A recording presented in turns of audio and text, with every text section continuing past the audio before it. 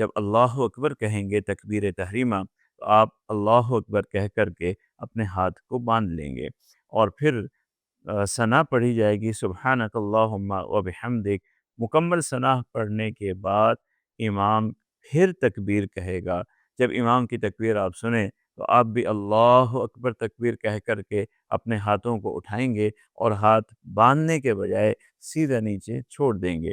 اسی طرح امام دوسری تکبیر کہے گا اللہ اکبر، آپ ہاتھوں کو اٹھائیں گے کانوں تک، اللہ اکبر کہیں گے اور ہاتھوں کو سیدھا نیچے چھوڑ دیں گے۔ اسی طرح امام تیسری تکبیر کہے گا، اور تیسری تکبیر کہنے کے بعد آپ اللہ اکبر کہہ کر اپنے ہاتھ اٹھائیں گے اور اب آپ ہاتھ کو باندھ لیں گے۔ یہ 3 زائد تکبیرات پہلی رکعت کی مکمل ہو گئی۔ اب امام صاحب قرات کریں گے، سورہ فاتحہ، دوسری قرات کریں گے، دوسری سورت ملائیں گے، اور اس کے بعد پہلی رکعت عام نماز کی طرح مکمل کر لی جائے گی۔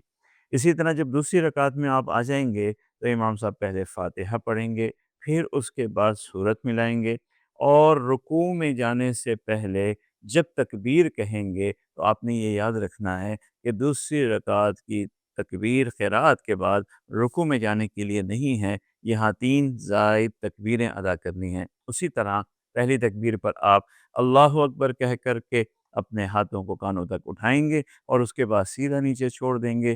دوسری تکبیر میں بھی اسی طرح کریں گے، تیسری تکبیر میں بھی اسی طرح کر کر کے اپنے ہاتھ کو نیچے چھوڑ دیں گے۔ جب چوتھی تکبیر امام صاحب کہیں گے تو آپ رکوع میں چلے جائیں گے، اور باقی نماز اسی طرح ادا کی جائے گی، اور نماز مکمل ہونے کے بعد 2 خطبے ارشاد کیے جائیں گے، ان کا سننا بھی واجب ہے۔ تو میرے عزیز، یہ تو ہو گیا ایک نارمل نماز عید الفطر کی ادائیگی کا طریقہ۔ اس میں بسا اوقات اگر ہم لیٹ پہنچتے ہیں، ہمیں دیر ہو جاتی ہے، اور ہم نماز کے کسی ایسے مرحلے پر پہنچتے ہیں، مثال کے طور پر پہلی رکعت کی زائد تکبیرات ہم سے فوت ہو گئی، ہم جب پہنچے تو امام صاحب سورہ فاتحہ کی قرات کر رہے ہیں، یا قرات کر رہے ہیں، یا رکوع میں چلے گئے ہیں، کہ ہمیں پہلی رکعت تو مل جائے گی مگر 3 تکبیرات جو زائد واجب تھی وہ ہم سے فوت ہو گئی، تو ہمیں کیا کرنا ہے؟ اس کا طریقہ کار یہ ہے، جب آپ نماز شروع کریں گے تو ثنا پڑھنے کے بعد اگر آپ کو امام صاحب قرات کر رہے ہیں تو آپ کو 3 تکبیریں کہہ لینی ہیں۔ اسی طرح اگر امام صاحب رکوع میں ہیں اور آپ امام کو تکبیرات کہنے کے بعد رکوع میں پا سکتے ہیں، تک بھی 3 تکبیریں آپ نے کہہ لینی ہے۔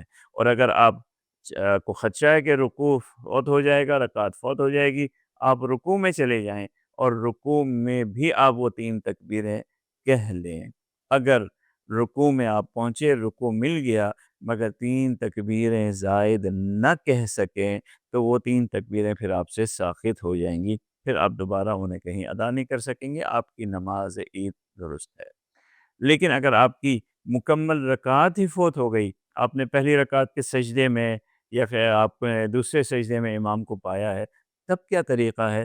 تب جب آپ اپنی نماز کو فوت شدہ رکعت ادا کرنے کے لیے کھڑے ہوں گے تو تب آپ ثنا پڑھیں گے، فاتحہ پڑھیں گے، قرات کریں گے۔ اس چھوٹی ہوئی پہلی رکعت کا رکوع کرنے آپ جب جائیں گے تو رکوع سے پہلے وہ 3 تکبیرات بھی آپ کہہ کر کے پھر رکوع میں جائیں گے اور اپنی اس رکعت کو مکمل کریں گے۔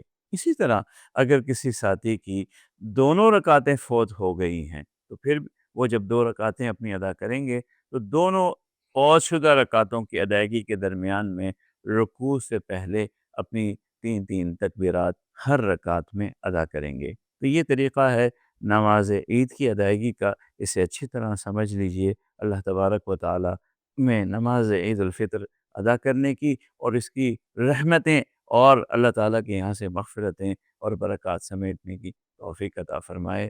وآخر دعوانا ان الحمد للہ رب العالمین۔